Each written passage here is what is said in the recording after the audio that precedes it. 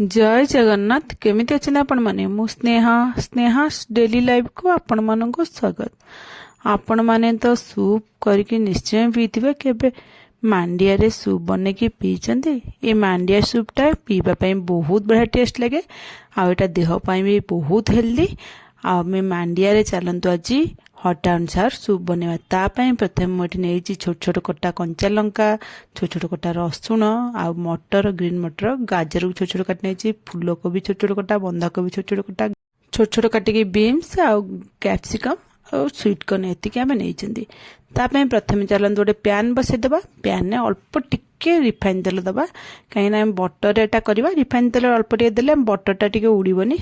refine तेल अल्प पकई देकी butter पकईदे butter टे मेल्ट हो आसले आम तार सब जाक परिबा जो काटिक रखिदा ना सब जाक परिबा काटी पकईदे पकई देकी ताको आम हल्का भाजीदे बेसी भाजबेनी जमी तार जस्ट तार पानी अंश मला पर्यंत मीडियम फ्लेम रे गैस रखिकी आम एमती गोलैकी 5 मिनट खंड आम भाजीदे जमी तार जी पानी अंश थी सेटा मरीज आउ ताको बेसी पूरा भाजबेनी देखी पारे एतिकी हेला बेलू बाहर करदे जस्ट पानी जमी मर देखो परिबा गुड़ा भाजी होगा मुझे काढ़ीदेवा गोटे जगह को तापर आम कौन करना से पैन ने आगे रिफाइन तेल पकई गोटे ड्रप हम से अल्प टिके बटर पकईली ए बटरटा टे पकईकी मेल्ट होगला बेलू आम जो छोट छोट काटिक रखी रसुण आ कंचा लंका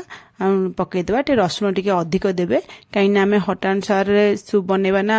मांडिया रे से रसुण टे छोट छोट काटिक अधिक गोटे बड़ रसुण छोट छोट कर काट रखिए देदेवे आ कंचा लंका 2-3टा राग देखिए आपण मैंने देवे पकईकी हल्का भाजीदेवे बेसी पोड़बेनी मुझे देखली एतिकी भाजी हेला बेलू आम कौन करें ना गरम पानी रखि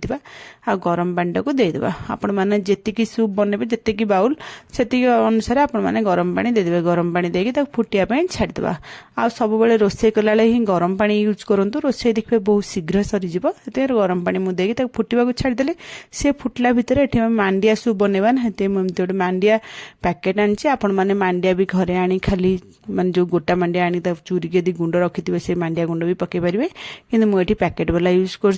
पैकेट वाला मांडिया गुंड को मुझे 2 चामच बड़ चामच मांडिया गुंड देली आपण मैंने क्वांटिटी अनुसार देवे एठी मु प्राय 6-7 जन सूप बनाऊँगी से 2 चामच पकई आपण मैंने आपण हिसाब से मांडियार गुंडटा पकईबे पकईकी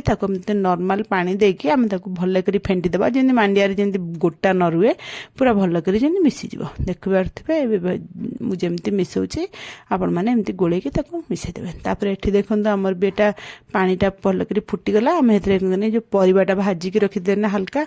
से परिवा पकईदेवा छोट छोट कर काटिकी जो भाजिकी रखी पकईदे गोलैकी फुटेदेवा जमी परिवा पानी जमी फुटी आसो एमती पूरा जोर जोर फुटुवे आम से कौन करना से जो मांडियाटा को जो गोलैकी आम रखी ना से गोलाटा आम पकईदेवा मांडिया गोला पकई देकी आम भल भाव में गोलैदेवा जमीती मांडिया गोला परिवा सब भल कर मिसीज मिसिकी आउ 5 मिनिट ताको फुटेदेवा फुटेदेले ना आमर थिकनेस पड़े आस मांडिया तो टिके फुटिले थिकनेस पड़े आसो से आम बेसी ताको मोटा करके फुटेबनी 5 मिनिट फुटेदेला लुण स्वाद अनुसार आउ चीनी स्वाद अनुसार पकईदेवा जी दरकार आपण मैंने स्वाद अनुसार पकईदेवे पकईदेला आम भल कर गोलैकी आउ 2 मिनिट फुटेदेवा जमती आम लुण आउ चीनी भल कर आम सूप सांगे मिसीज एबे आम सूप पूरा रेडी होगलानी आउ आपको बेसी समय आम फुटेबानी तापर मुझे कौन कर धनिया पत्र अल्प छोट छोट कर काट रखी पकई देची आ गोलमरीच गुंड गोटे अधा चामच पकई देची आउ सूपटा टिके राग राग हेले भल लगे पीवाई से मुझे पकई देकी गोलैदेवा ये गैस सांगे सांगे ऑफ करदे आउ ताकू बेसी फुटेबे नहीं एटा पकईला माने भल कर मिसईदेवे गोलैकी आम कौन करना एबे आम सूप देखु रेडी हो गला ये मांडिया सूपटा ना देह पाई बहुत भल आपण मैंने थरे एमती मांडिया सूप बनैकी पियंतु ना देखिए